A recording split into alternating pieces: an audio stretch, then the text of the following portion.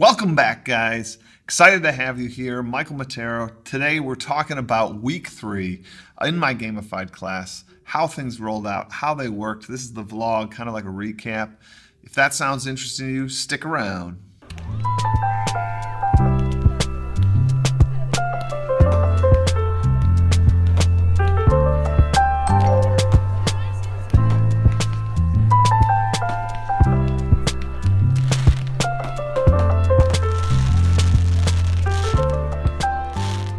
Thanks for sticking around, guys.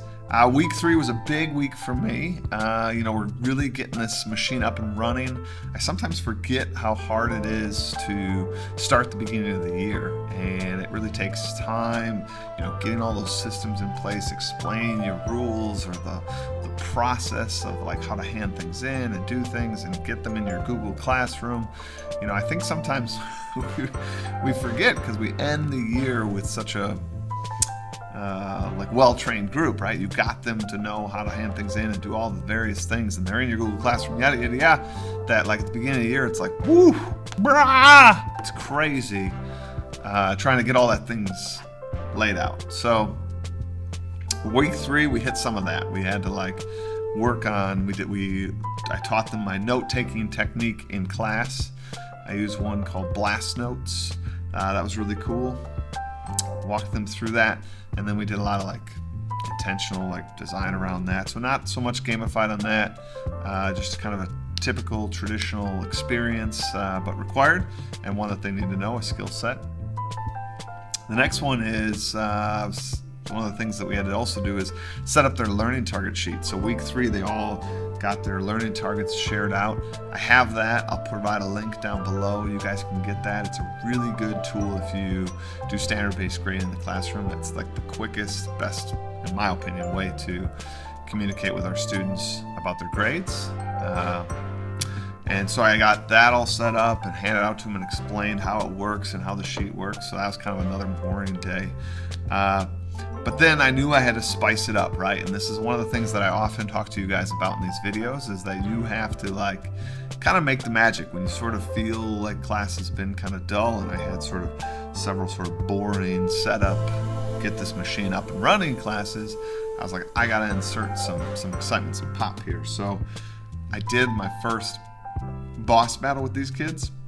Absolutely love boss battles. You guys should think about doing them.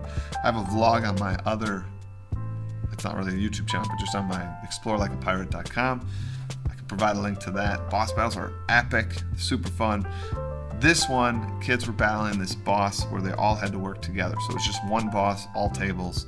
I asked questions. I'd call on somebody, ask a question. If they got it wrong, it would hurt their health, right? And that's kind of cool that I knew it now, have that health system in there. And then every house, I was really excited, defeated the boss. There was such camaraderie. They all cheered. It was so exciting, which amounts to basically like a check for understanding and reading, like a quiz. But there was such team energy and excitement in the classroom. This is why I really like boss battles. Low technology, you don't need really anything. I was just keeping track on a piece of paper how well the boss was doing versus how well they were doing, and then had my spreadsheet up where I was taking off hearts for all those that got it wrong. It was so fun. I asked the kids afterwards, and this is kind of my weekly reflection that I really wanted to get to. I asked how's it going and how they like that experience, and mainly I was really asking about the boss battle. What'd you guys think? And the feedback was so incredibly good.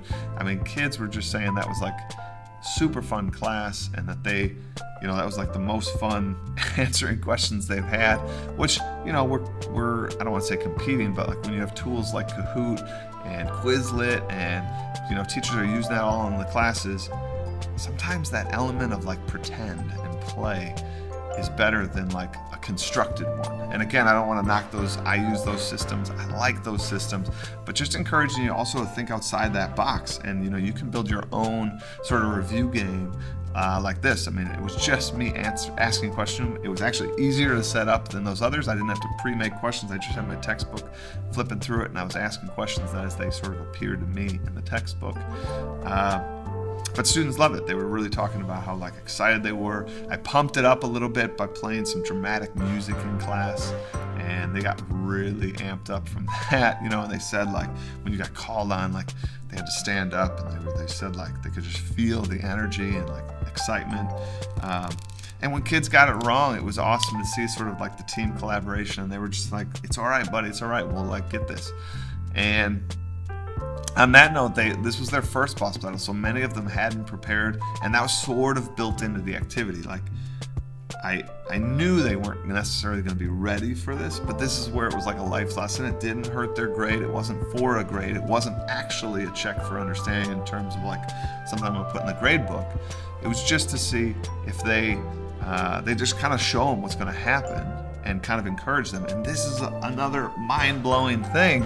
I had students, when I asked for their feedback, students saying like, this was super fun, but you know what I'm going to do is I'm going to make sure that I study more so that I'm ready for these like boss battles, because they can pop up anytime, right, Mr. Matera? And I was like, yes. And another girl was like, I really loved this, and I can't wait to like study with my friends so that like we can take on that next boss. Another boy said like he loved how people could work together. It was a really fun time. They loved it.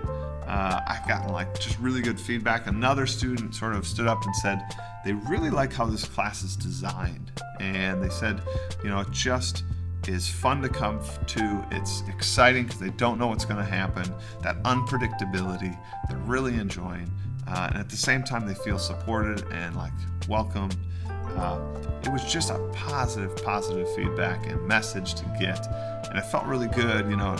And so I just like encourage myself. I wanted to remind myself in this vlog that, one, we should ask our students, like ask for that feedback. And this was a quick one. It wasn't like a survey. I just asked, like, tell me what you guys think, and, you know, build that into your game reflection / course reflection, you know, like after a new activity, just ask like, hey guys, what'd you guys think of this activity? What, you know, anything that you would change, you know? And this is where sometimes I get new item ideas, new possibilities, decide to scrap something if it didn't work. So it was just a nice reminder to ask them that question, you know, non-academic question, just experiential question. How was that experience? Because the feedback I got was invaluable and really rich and motivating for me to continue to develop great things for the classroom. So I hope you guys, you know, continue to build out stuff for your classroom, continue to share out things, continue to stay with me on this journey as I sort of gamify my year and add things to my game. Really appreciate you guys coming along. Don't forget to subscribe, like, you know, share this out, tweet it out, smash that subscribe button, bring your friends into this, you know, invite them into this community, put a comment below, do whatever you got to do. Whatever you do, make sure you're having a good week. You know, that power of positivity, finding the joy in the journey is the important part. So take care for now.